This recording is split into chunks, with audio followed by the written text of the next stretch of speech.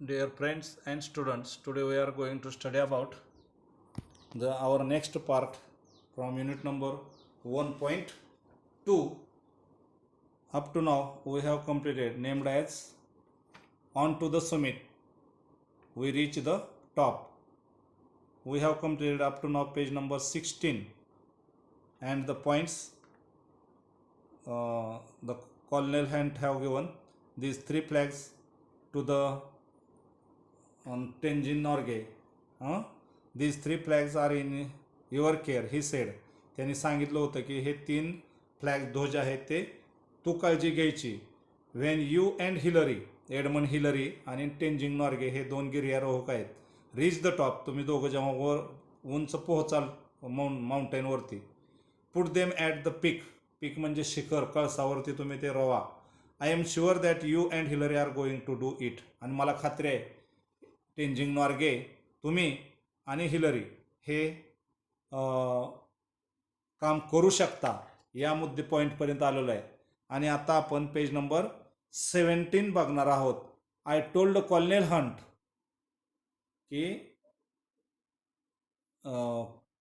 I told colonel Hunt that I was caring the Indian flag with me. आणि मग टेंजिंग नॉर्गे म्हणतात की मी ते कर्नल हंट जे होते त्यांना असं सांगितलं की मी माझ्या समेत भारतीय ध्वजसुद्धा मी कॅरिंग करतोय, घेऊन चाललेलो आहे.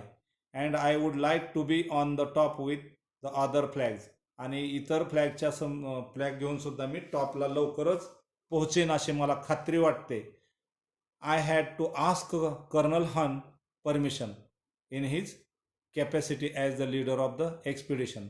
मला कर्नल हंटची परमिशन घेणं त्यांच्या कॅपॅसिटीला अनुसरून मी परवानगी मागितली.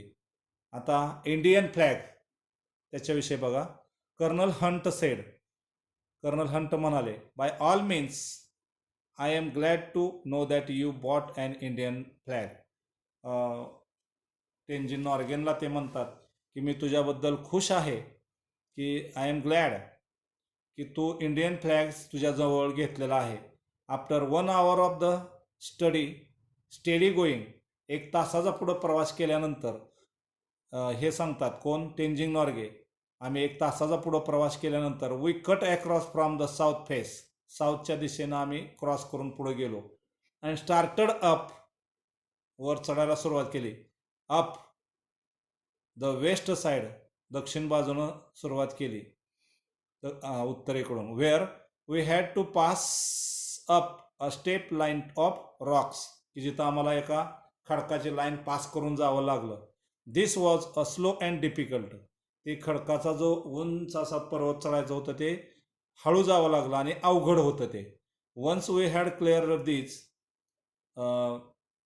जेव्हा आम्ही तो पार केला तेव्हा, देअर वॉज नथिंग बॅरिंग म्हणजे अडथळा, पुन्हा कुठलाही अडथळा नव्हता कशामध्ये आमच्या आवर वे टू टॉप, वर जाण्यामध्ये कुठलाही अडथळा नव्हता. But a snow covered incline, पण काही ठिकाणी बर्फ पसरलेला होता. स्लोपिंग लेस, असं घसरगुंडीचे रस्ता होता. And less and less as it neared the top, ते आम्हाला वर जाण्यासाठी जरा बर्फाचा अडथळे होते. These last 60 or 70 feet up to the top, ते शेवटचे 60 किंवा 70 फूट उंच जाण्यासाठी जे होते ते वेअर नॉट व्हेरी डेंजरस, एवढे काय डेंजरस नव्हते असं टेंजिंग नॉर्गे म्हणतात. But we kept up the same steady pace, आम्ही शांत पद्धतीनं एकसारखा ते प्रवास करत राहिलो. And we reached the small flatten summit almost together, आम्ही दोघंही एकाच वेळेला त्या ऑन टू द सुमित, म्हणजे जो हायेस्ट माउंटन आहे ना आपला, highest point of the hill or mountain summit, तिथं आम्ही दोघं मिळून एकत्र पोहोचलो. During the last 50 feet from the peak, त्या शिखरापासून किंवा टोकापासून काही 50 फुटाचा जो कालावधी होता तो, हिलरी, जो एडमंड हिलरी यांचा जोडीदार होता टेंजिंग नॉर्गेचा, तो, अँड आय, आणि मी, तो स्वतः म्हणतात, we are moving about 20 feet apart, एकमेकापासून 20 फूट एकमेकापासून दूर होतो. We were tied together with a rope, आम्ही दोघांना एकमेकाला एका दोरीनं रोपनं एकत्र बांधलेलं होतं. Most of the time the rope was loose. बराच वेळा आमचा जो रोप आहे, दोर बांधलेला आहे, तो लूज असायचा. But when we went over the dangerous ground, पण जेव्हा आम्ही एखाद्या धोकेदायक ग्राउंडवर पोहोचायचो, वी ड्रीव इट टॉट, तर आम्ही ते घट्ट करायचो एकमेकाला, लूज असणारा आहे तो, असं टेंजिंग नॉर्गे म्हणतात. This rope was a symbol. ते आमच्या दोघातला एक सिम्बॉल, संकेत होता. It tied us together. त्या रोपनं आम्हा दोघाला बांधून ठेवलेलं होतं. आम्ही दोघं एकमेकांपासून दूर नव्हतो. वन कुड not move without the other. आम्ही त्या दोर बांधल्यामुळं कुठं एकमेकांपासून लांब जाऊ शकत नव्हतो. विदाउट द अदर, एकमेकापासून दूर जाऊ शकत नव्हतो. We were not two individuals but a team. तर आम्ही दोघं जे होतो ना, एडमंड हिलरी आणि टेंजिंग नॉर्गे, ते म्हणतात की आम्ही दोघं होतो ना, we are not two individuals, दोघं वेगळे नव्हतो, तर बट अ टीम, दोघांची एक ती टीम होती आमची. एक काम हाती घेतलं होतं, माउंटनिअरिंग किंवा reach to the top of the mountain summit, हे काम हाती घेतलेली आमची एक टीम होती. आम्ही दोघं वैयक्तिक नव्हतोच. त्यामुळं आम्ही, तो जे वर अगोदर पोचला काय, मी अगोदर पोचला काय, हे असे आमची नव्हतंच. तर आमची टीम होती असं म्हणतात. कोण अगोदर पोचलं हे महत्त्वाचं नव्हतं, तर माउंटेन सुमित सर करणं हे आमचं एम होतं. I have been asked many times who was the first. बऱ्याच वेळा मला विचारलं गेलं की अगोदर कोण पोचलं. When we were within reach of the summit, आम्ही जेव्हा तिथं पोहोचलो होतो किंवा त्याच्या जवळ गेलो होतो, तेव्हा I did not think of who was going to be first. आमच्या दोघांच्याही, त्याच्याही नव्हतं, माझ्याही मनामध्ये नव्हतं की कोण अगोदर पोचलं, श्रेय घ्यायचं नव्हतं कोणाला. दोघांच्याही मनामध्ये तसा विचार नव्हता. आय एम शुअर दॅट, मला खात्री होती की माझ्या मनात जो विचार होता, Hillary was not thinking that, हिलरीला सुद्धा तसा विचार अजिबात नव्हता. कोण अगोदर पोचणं, श्रेय घ्यायचं, असा अजिबात त्याचा सुद्धा विचार नव्हता. Climbing takes all your attention. वरती जाणं, क्लाइंब करणं, हेच दोघांचंही ध्येय होतं. You have many more important worries. अनेक आम्हाला महत्त्वाच्या अशा काळजी त्या वर पोचण्यासाठी होत्या. तीच आमच्या डोक्यांमध्ये काळजी होती. कोण अगोदर हे काळजी नव्हती. What does it matter whether I reach the top first or Hillary.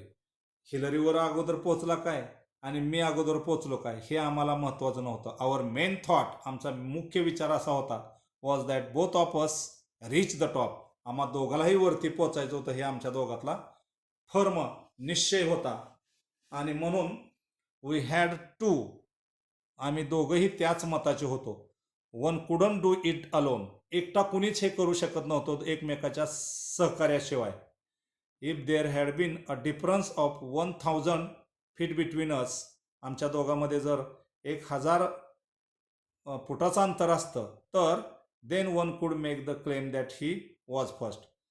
मग कोणतरी फर्स्ट, कोणतरी सेकंड, असा निर्णय झाला असता. पण आमच्यामध्ये अंतर नव्हतं, कारण दोरीनं आम्ही बांधलेलो होतो. आमच्यामध्ये 1000 फुटाचं अंतर नव्हतं, डिफरन्स नव्हता की कोण अगोदर कोण लवकर म्हणण्यासाठी. बट इव्हन देन, पण त्यानंतर, ओनली द मॅन बिहाइंड हिम कुड confirm the distance between the two of them. पण एकमेकाचा आम्ही मागं, ज्याच्या मागं आहोत, ते एकमेकाला कन्फर्म करायचो. काय? Distance between the two of them, दोघातलं अंतर किती आहे त्याबद्दल कन्फर्म करायचो. तर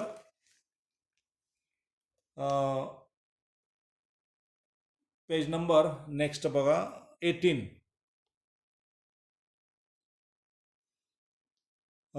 वेन वी रीच्ड काठमांडू, जेव्हा आम्ही काठमांडूला पोहोचलो, तेव्हा we discovered that a controversy had arisen. Controversy, prolonged public disagreement or heated discussion. तर आम्ही तिथं काठमांडूला पोहोचलो, तेव्हा आम्हाला वी डिस्कवर्ड, निदर्शनास आलं काय, तर disagreement, public disagreement or heated discussion. We talked it over, त्याच्यावर आम्ही बोललो सुद्धा. Hillary, colonel Hunt and I, असं आम्ही तिघजण होतो. वी ॲग्रीड दॅट, आम्ही सगळ्यांनी सहमत झालो, that all the talk was childish. सर्व प्रकारचं बोलणं जे आहे ते चाइल्डिश, बालिशपणाचं आहे, असं ते म्हणतोय. ते कशाविषयी होतं तर discussion in pairs about any controversy in which you have got embroiled also speak of your experience to the class. म्हणजे अनुभव ते व्यक्त करतायत असं त्यांचा. So we made a pact. The pact a formal agreement between individuals or parties. Pact म्हणजे आपण कसं म्हणतो डील. आपली एखादी शर्यत मानतो आपण, फिक्स एखाद्याच्याबद्दल हे लावतो ना आपण चॅलेंज, तसं pact means challenge. So we made a pact. एक चॅलेंज आम्ही एक ठरवलं, डील ॲग्रीमेंट ठरवलं एकमेकांचं सहमतानं. Each of us signed it in the office of the prime ministers of Nepal. नेपाळच्या प्राईम मिनिस्टरच्या ऑफिसमध्ये आम्ही त्याच्यावर साईन केल्या. Each one signed his own statement. प्रत्येकाने एक एक आपलं आपलं स्टेटमेंट दिलं. I have a copy of Hillary's statement. मला हिलरीच्या काय म्हणणं आहे त्याची स्टेटमेंट दिली. Which I carry in my pocket, की जे माझ्या पॉकेटमध्ये ठेवली. इट रीड्स, आणि ते असं वाचलं गेलं. काठमांडू जून 22, 1953. तर 22 जून 1953 हे त्याच्यावर लिहिलेली चिठ्ठी होती. ऑन मे 29, 29 मे रोजी टेंजिंग शेर्पा अँड आय, म्हणजे आपले हे जे टेंजिंग शेर्पा म्हणजे टेंजिंग नॉर्गे जे आहेत ते म्हणतात. आणि I left ours high camp on Mount Everest for our attempt on the summit. आम्ही तिथं पोहोचलो आमच्या बऱ्याचशा प्रयत्नानंतर. As we climbed upwards to the south summit. South सुमितच्या दिशेनं आम्ही काय वर चढलो. फर्स्ट वन पहिल्यांदा, and then the other would take a turn at leading. दुसऱ्या बाजूला एक टर्न घेतला आम्ही पुढच्या बाजूला. We crossed over the south summit. South सुमितच्या वरती आम्ही क्रॉस करून गेलो. Moved along the summit ridge. Ridge long narrow piece of raised land. तर एक असा कडा असणारा भाग त्यांनी तिथं पोहोचले. We reached the summit almost together. आम्ही दोघं एकाच वेळेला तिथं पोहोचलो. कोण? एडमंड हिलरी आणि ते असं म्हणतोय. We embraced each other overjoyed. Embraced म्हणजे आलिंगन देणे, कवटाळून एकमेकाला आपण एखादी गोष्ट जिंकली, आता वर माउंटन सुमित क्लाइंब करण्याची गोष्ट जिंकलेली आहे, आनंदाने एकमेकाला मिठी मारली. ओव्हर जॉईड म्हणजे over happiness at our success. जे यश मिळवलं त्याचा आनंद त्याने तिथे एकमेकाला मिठी मारून व्यक्त केला. Then I took the photograph of Tenzing holding aloft the flags of Great Britain, Nepal, United Nation and India. Signed E.P. Hillary. तर ज्याच्यावरती साईन केली होती एडमंड हिलरीने, असे एडमंड हिलरीनं हातात यांच्या टेंजिंग शेर्पाच्या हातात सगळे ध्वज हातात वर उंचावून त्याचे फोटोग्राफ वगैरे काढले हिलरीनं. There is another paper like this in English signed by me. अजून एका पेपरवर मी साईन केली होती ते. Thus we will not take a part in any controversy. आम्ही कुठलाही त्याच्यात मतभेद वगैरे केलेले नाहीत. ॲज द स्टेटमेंट सेज, एक स्टेटमेंट असं म्हटलं गेलंय. Hillary and I embraced. Hillary आणि मी असं ते म्हणतात रायटर. एकमेकाला आलिंगन दिलं, भेटलो. When we reached the top. एकमेकाला पोहोचलो, वर पोहोचल्यानंतर एकमेकाला आलिंगन दिलं, भेटलो, आम्ही आनंद व्यक्त केला. We did as well as our bulky equipment would let us. जे आमच्या साहित्यासहित आम्ही तिथं पोहोचलो. I remember saying to him. त्याला मी असं म्हणलेलं आठवतं. We have done it. आपण ते करून दाखवलंय. But we couldn't hear. पण ते आपण ऐकलं नाही. We had our oxygen mask on. आम्ही आमचे ऑक्सिजन मास्क ऑन केले, लावले. First thought. आता वर पोचल्यानंतर पहिला विचार काय आला मनात? कोणाच्या? ह्या दोघांच्या. ते बघा. My first thought on the reaching the top was a sense of gratitude to God. पहिलं वर पोचल्यानंतर आपण एखादं काम, खूप अवघड कठीण काम आपल्याकडून पूर्ण झाले, आपण कोणाचे? देवाचे आभार मानतो. तसं पहिला विचार त्या दोघांनी ग्रॅटिट्यूड टू गॉड, देवाचं आभार मानलं. That after having failed 6 times. 6 वेळा ते फेल गेल्यानंतर आता हे त्याने हे जिंकलेलं होतं, वर पोचले होते, देवाचे आभार मानले. He had blessed me with fulfilment of this desire. I had held so long, की जी इच्छा मी खूप दिवसापासूनची माझी इच्छा पूर्ण झाली, देवानं माझी इच्छा पूर्ण केली, आमची इच्छा पूर्ण केली असं ते म्हणतात. I placed on the Sumit the offering of God. आम्ही तिथं वर पोचलो ह्याला फक्त ऑफरिंग ऑफ गॉड, देवाचीच मेहरबानी, that I had carried with me. This is in accord with my religion.